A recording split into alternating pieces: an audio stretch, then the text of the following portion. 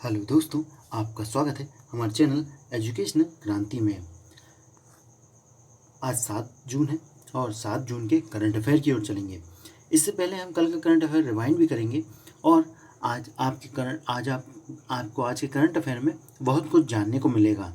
भारत के राजदूत के बारे में पता चलेगा। रोमानिया में भारत का राजदूत किसे बनाया गया है। और एशियाई यूनिवर्सिटी की रैंकिंग आई है, जिसमें कितनी यूनिवर्सिटी को रखा गया है भारत की। और आपको अनिल सूरी जी कौन थे जिनका निधन हो गया है, उनके बारे में जानकारी मिलेगी। अब चलते हैं, पहले आपको कुछ मोटिवेशन लाइनें सुना देते हैं। जिंदगी को सफल बनाने के लिए बातों से नहीं, रातों से लड़ना पड़ता है। ये तो आप जानते ही होंगे। यदि आप कठिन परिश्रम कर रहे होंगे और आपको समय नहीं मिलता होगा पढ़ने के लिए, तो आपको रात का समय ही निकालते होंगे। और रात को जो पढ़ाई होती है वो शायद जो रात को पढ़ने वाला ही जानता होगा। तो आप भी रातों, यदि आप नहीं पढ़ पा रहे हैं, आपके शेड्यूल टाइम टेबल में नहीं पढ़ पा रहे हैं, तो आप रात में पढ़ सकते हैं। रात में भी अच्छी पढ़ाई हो जाती है। तो आपको रातों से लड़ना सीखना होगा यदि आपको कुछ ना कुछ बनना है, कामयाबी पानी है। इसी मोटिवेशन कोट के साथ हम चलते हैं, पहले कल का करंट अफेयर रिवाइंड कर लेते हैं। कल के करंट अफेयर की ओर चलें तो कौन सा राज्य गरीबी रेखा के नीचे वाले व्यक्तियों को लिए जो है इंटरनेट फ्री प्रदान करेगा, और यह करेगा केरल राज्य। और यह योजना चालू हो जाएगी दिसंबर 2020 से इसे शुरू करने की कोशिश की जाएगी। किस बैंक द्वारा मोबाइल ऐप द्वारा चालू खाता बैंक खोलने की सुविधा प्रदान की गई, और यह सुविधा प्रदान की गई इंडसइंड बैंक द्वारा। एशियाई रीजन का कॉमनवेल्थ शॉर्ट स्टोरी प्राइज किसको दिया गया, और यह दिया गया कृतिका पांडे जी को। कृतिका पांडे। विश्व व्यापार संगठन अर्थात WTO में भारत के नए राजदूत किसे बनाया गया, और यह बनाया गया ब्रजेंद्र नवनीत जी को। विश्व बैंक में वरिष्ठ सलाहकार के रूप में नियुक्त किया गया राजीव टोपेन जी को। विश्व पर्यावरण दिवस की थीम क्या थी? यह थी बायोडाइवर्सिटी या जैव विविधता। आपने यदि कल का करंट अफेयर नहीं देखा है तो आप देख लीजिएगा, आपको आई बटन पर मिल जाएगा। स्पंदन अभियान किस राज्य द्वारा शुरू किया गया, और यह शुरू किया गया छत्तीसगढ़ सरकार द्वारा। इस अभियान के बारे में आपको बता दें कि इस अभियान के अंतर्गत जो है पुलिस का मानसिक तनाव होता है ड्यूटी पर, उसको कम करने का प्रयास किया जाएगा। क्योंकि क्या हुआ है, जो 50 से ज़्यादा पुलिसकर्मियों ने जो है छत्तीसगढ़ में आत्महत्या कर ली है। इसी कारण ये इस प्रकार की अभियान को लेके आया गया है। महिला एशिया फुटबॉल कप 2022 की मेजबानी कौन सा देश करेगा, और यह करेगा हमारा अपना देश भारत। कल का हमारा प्रश्न था कोरोना ट्रेजर बेडी ऐप किस देश द्वारा लॉन्च किया गया, और यह लॉन्च किया गया बांग्लादेश द्वारा। बांग्लादेश के द्वारा इस ऐप को लॉन्च किया गया। इसके द्वारा जो है कोरोना संक्रमण का पता लगाया जाएगा। कल का हमें जवाब दिया प्राची जी ने। इन्हें बहुत बहुत बधाई और शुभकामनाएं। हमारे साथ ऐसे ही नियमित बने रहें। आज के प्रश्न की ओर चलें तो आज का पहला प्रश्न है, रूसी भाषा दिवस कब मनाया गया, और यह मनाया गया 5 जून को। 5 जून को रूसी भाषा दिवस मनाया जाता है। और इस दिवस को जो है रूसी साहित्य के जनक माने जाने वाले महान रूसी कवि अलेक्जेंडर पुश्किन या A.S. पुश्किन के जन्म दिवस पर मनाया जाता है। संयुक्त राष्ट्र संघ द्वारा मनाया जाता है। और संयुक्त राष्ट्र संघ की जो है 8 प्रमुख आधिकारिक भाषाएं हैं, अरबी, रूसी, स्पेनिश, चीनी, अंग्रेजी और फ्रेंच। यह जो है संयुक्त राष्ट्र संघ की आधिकारिक भाषाएं हैं। सभी भाषाओं को समानता बनाए रखने के लिए इस दिवस को मनाते हैं। और साथ ही जो है भाषा के बारे में यदि बात आए तो आप जानते होंगे कि भाषा जो है एक भाषा होती है, एक उपभाषा होती है और एक बोली होती है। बोली का दायरा सीमित होता है और सिर्फ बोलचाल में यूज़ की जाती है। उपभाषा जो है इसको साहित्य में भी यूज़ किया जा सकता है और सीमित क्षेत्र तक अर्थात प्रदेश तक ही सीमित होती है। भाषा का जो है कोई दायरा नहीं होता, बहुत बड़े एरिया में फैली होती है। और साथ ही जो है यह इसकी व्याकरण होती है और इसका पूरा नियमावली होती है, उसके अंतर्गत ही ये भाषा चलती है। अब इस प्रश्न में और भी आपको जान लें तो 14 सितंबर को कौन सी भाषा का दिवस मनाया जाता है? 14 सितंबर को आपकी हिंदी भाषा का दिवस मनाया जाता है। और हिंदी भाषा दिवस अलग है। और साथ ही आपको कंफ्यूज नहीं होना है, मातृभाषा दिवस यह मनाया जाता है 21 फरवरी को। तो यह मातृभाषा दिवस है और ये हिंदी भाषा दिवस 14 सितंबर को मनाया जाएगा। 20 अप्रैल को कौन सा दिवस मनाया गया था? 20 अप्रैल को मनाया गया था चीनी भाषा दिवस। चीनी भाषा दिवस 23 अप्रैल को मनाया गया। अब चलते हैं अगले प्रश्न की ओर।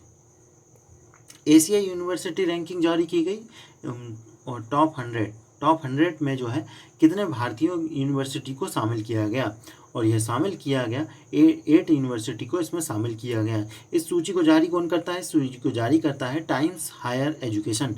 टाइम्स हायर एजुकेशन द्वारा इसको जारी किया जाता है। और इस सूची में जो है कौन से स्थान पर है इसको जान लेते हैं। चलिए, ऑक्सफोर्ड यूनिवर्सिटी जो कि यूनाइटेड किंगडम में है और इस यूनिवर्सिटी को जो है पहला स्थान मिला है।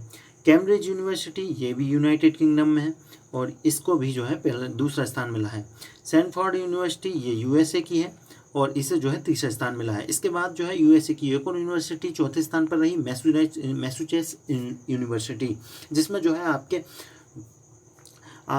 आपकी जो है IISc बेंगलुरु 36वें स्थान पर रही, IIT रोपड़ 47वें स्थान पर, IIT इंदौर 55वें स्थान पर, IIT रुड़की 59वें स्थान पर, IIT दिल्ली 67वें स्थान पर, IIT बॉम्बे 69वें और IIT रुड़की 83वें स्थान पर, इंस्टीट्यूट ऑफ केमिकल टेक्नोलॉजी 92वें स्थान पर रखा गया।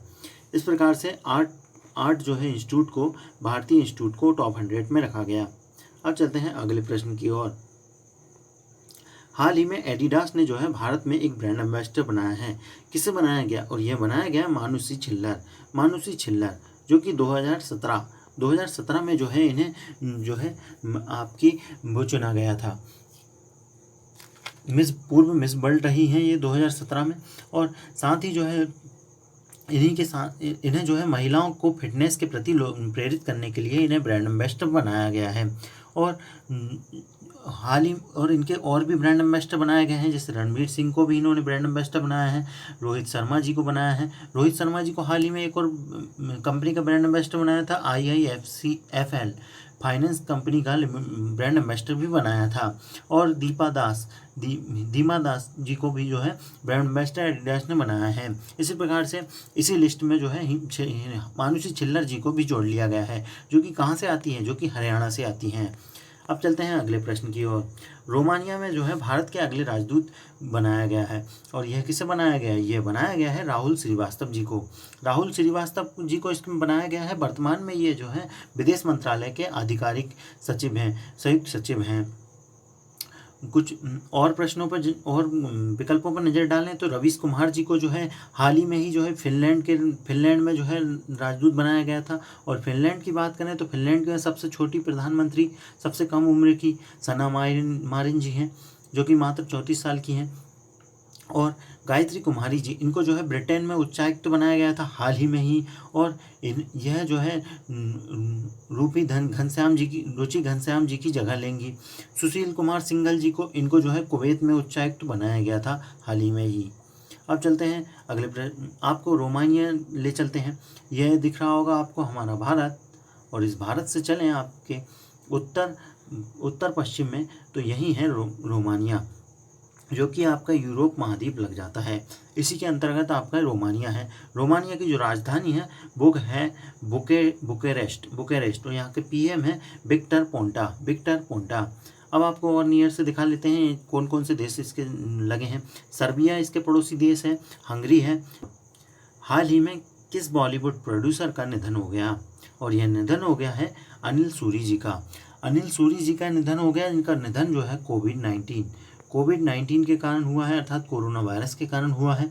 और इन्होंने जो है कर्मयोगी, राजतिलक जैसी फिल्मों और बेगुनाह जैसी फिल्मों पर काम किया है। कुछ और व्यक्तियों को देख लेते हैं, जैसे बेजान दारूवाला जी, यह एक प्रतिष्ठित ज्योतिषी थे और हाल ही में ही इनका निधन हुआ है।